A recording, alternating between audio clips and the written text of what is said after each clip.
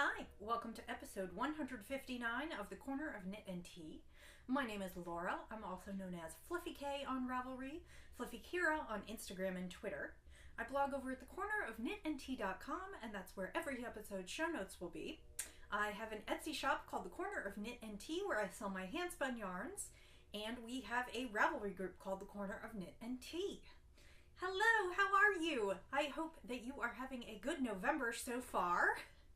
Things here are okay. It has been cooling off, which has made me want to knit everything under the sun. And there aren't enough knitting hours in the day to do all I want to do. I'm looking at all the sweaters and scarves and hats, and it's not even super cold here. It's been like in the 40s and 50s, but it's still making me think winter and all the things I want to knit this winter. And so I have been dreaming of knitting all the time. Otherwise, our week was pretty good.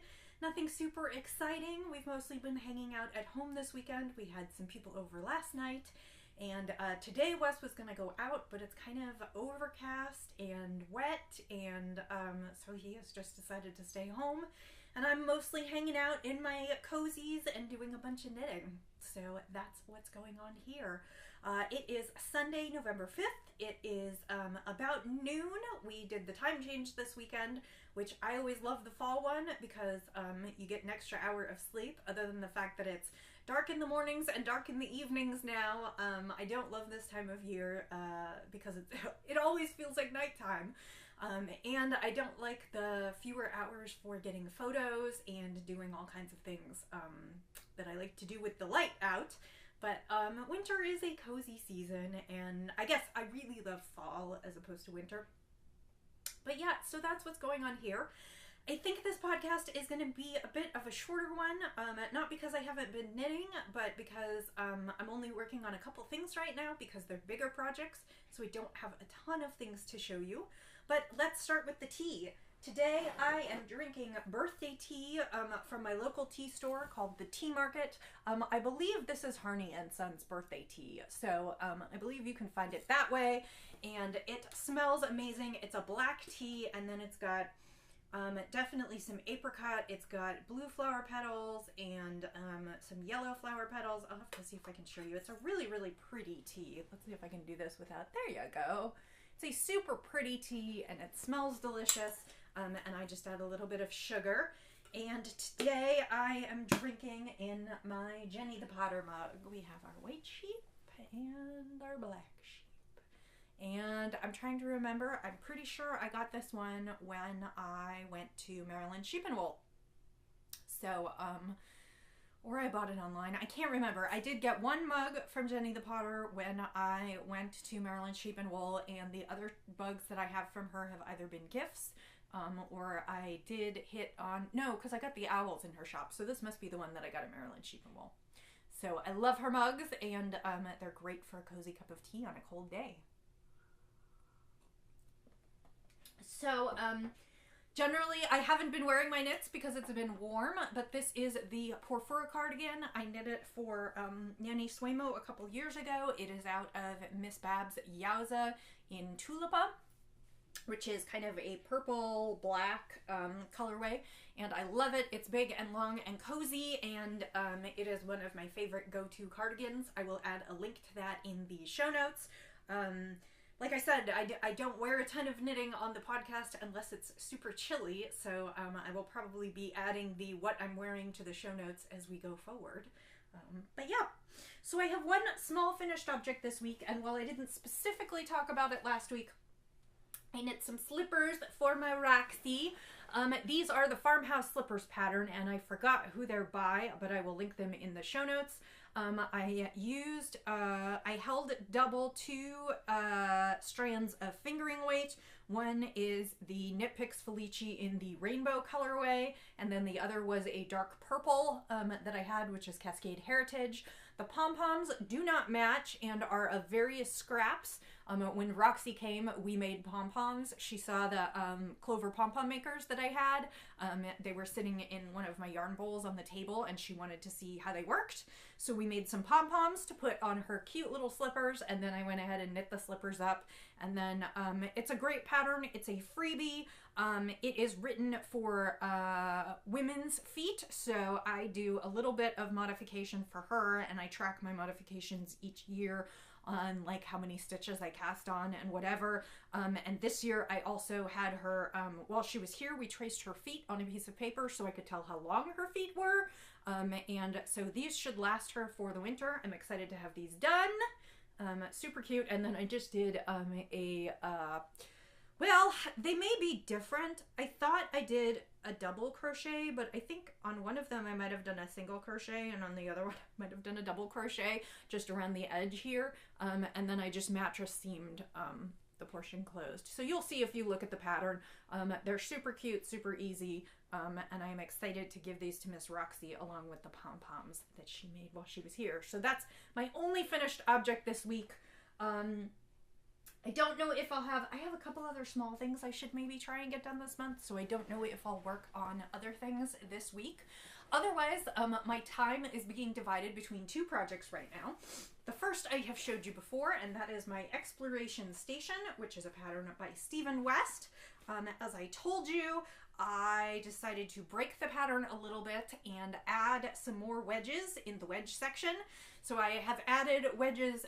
It called for 6 wedges and then to move on in the pattern, and I have added wedges 7 and 8 down here. They took a while because of course they are getting bigger and bigger. I definitely plan to add a wedge 9, and I cannot decide if I'm going to add a wedge 10. I want to do something in particular with the color scheme so that I can move on to the next part of the shawl. And so I need to end it on not a pink or blue. So I haven't decided exactly what I'm going to do yet. I'm going to do 9.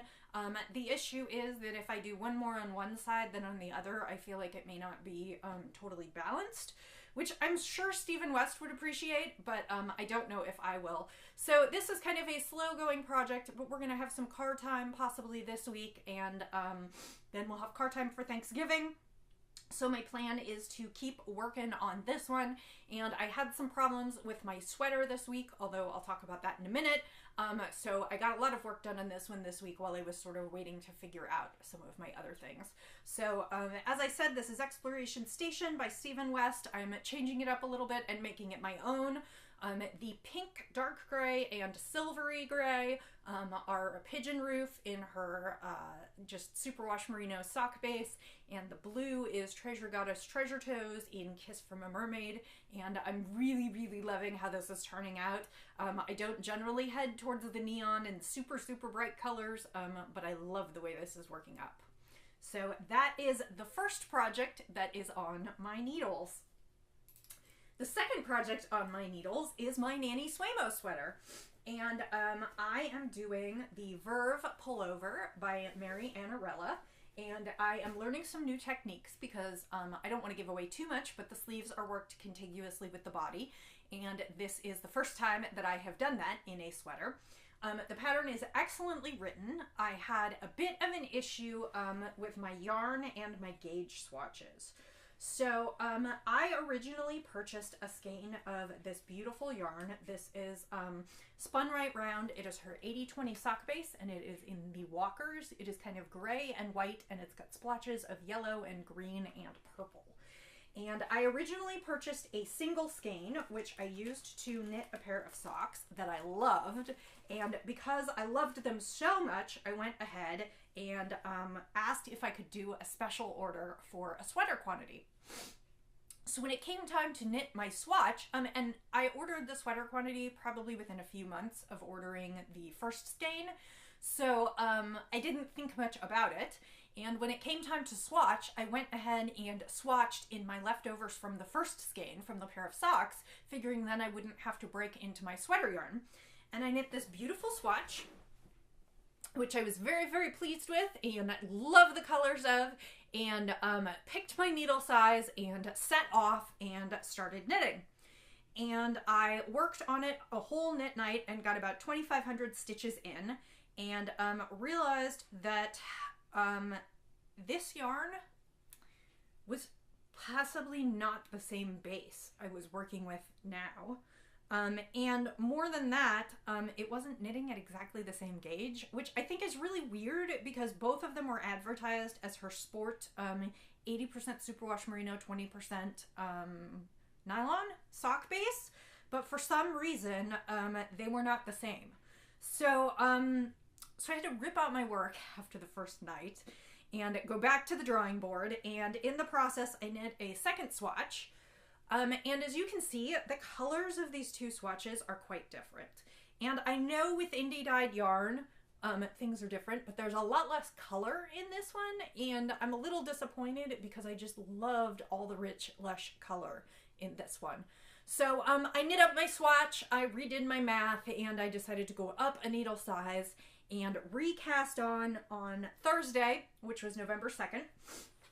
And I have worked on it quite a bit, and of course it's all bunched up on the needles, so it's going to be really hard to see, but I will try and make it look sort of appropriate. And I am about 5 or 6 rows away from breaking off for the sleeves, so I have got a good chunk of the upper bodice, or the upper shoulders and arms done. Like I said, I have about 5 or 7 rows until I break off for the sleeves, and I am very pleased with it. Like I said, unfortunately the color is it's not quite as colorful as the other one. This one has more green and yellow and little purple flecks, whereas this one had a lot more of the purple flecks. But I'm pretty pleased with it, and it looks like it's going to fit much better this time. I was just not getting the gauge that I needed on the one size smaller needle, so I went up one size, and things appear to be happy. I have ordered a couple skeins of purple yarn to see what will go best. My hope is that I will do purple edges up at the top and the cuffs and the hem. So but it's hard purple to match because it's got some pink in it and some purple in it. And so I ordered a couple skeins of purple from the Loopy U, so we'll see what they look like when they get here, and I'll figure out which one to use for this and which one to save for later. But this is about just over 10,000 stitches in on my NaKniSweMo sweater.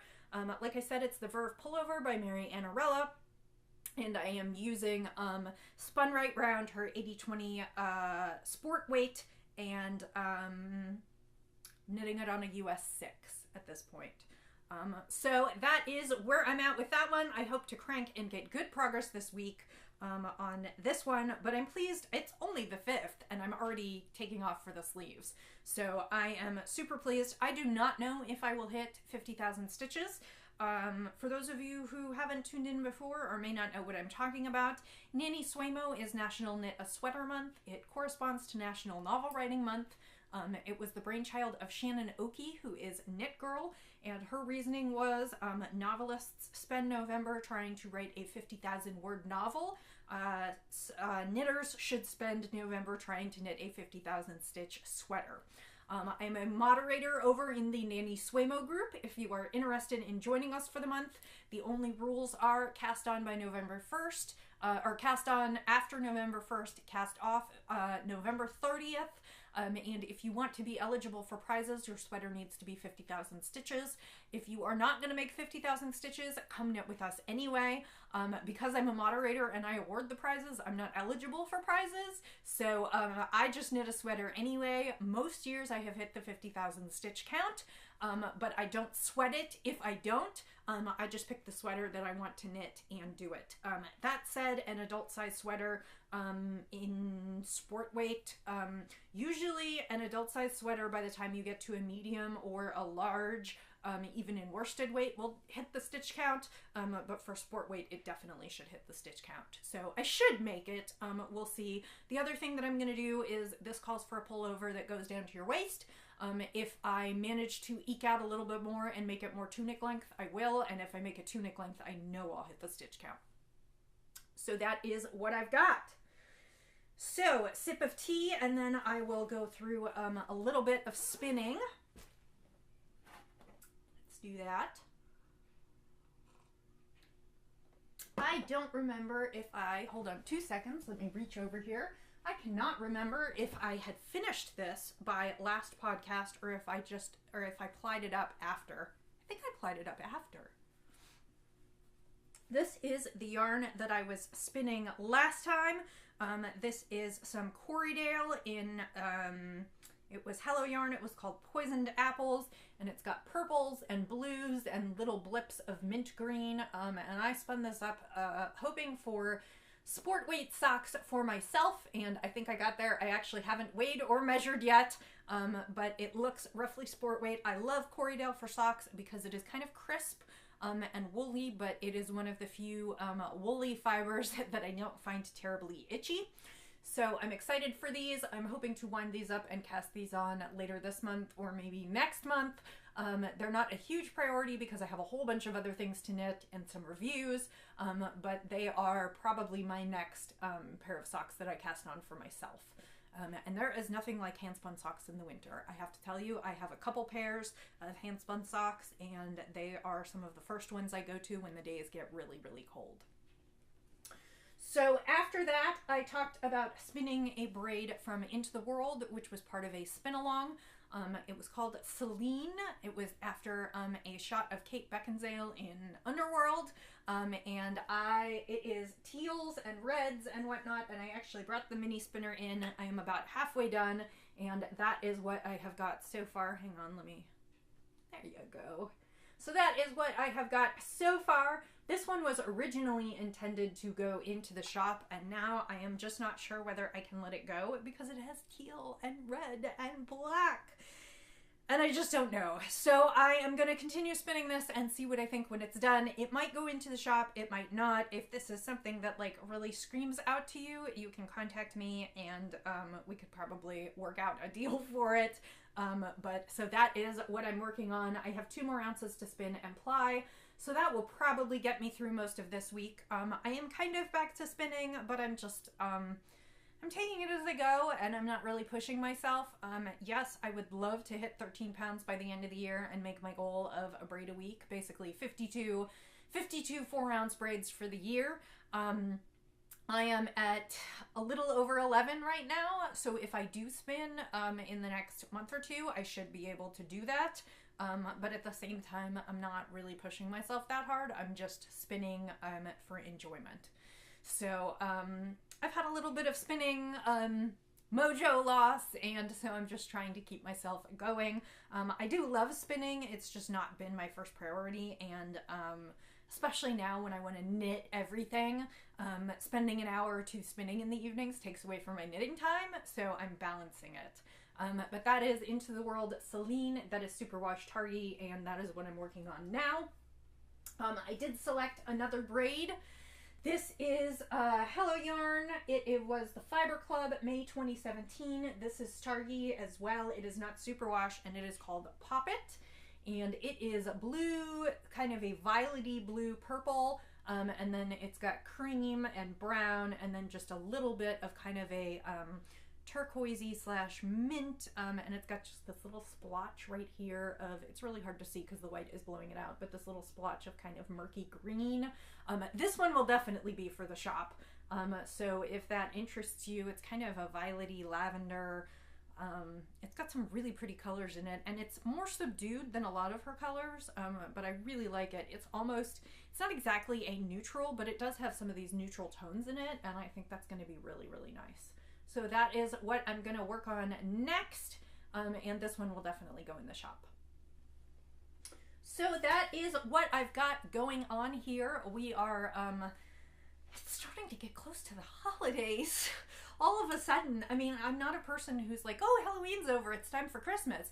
But all of a sudden, I'm thinking about how we don't have very much time left until Christmas to, certainly not if I'm going to make some gifts. Which I'm not sure I'm going to do too much of this year, but I just, all of a sudden, I'm aware of how close we are getting to the holidays. Thanksgiving is just a couple weeks away, and I'll go see my family for that. And then Christmas won't be too far behind that. So the end of the year is just coming at breakneck pace.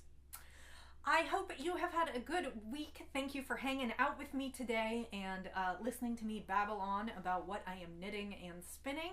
I hope you have a wonderful week, and until I see you again, I will say happy knitting, happy spinning, happy sipping, and I'll see you next time. Bye!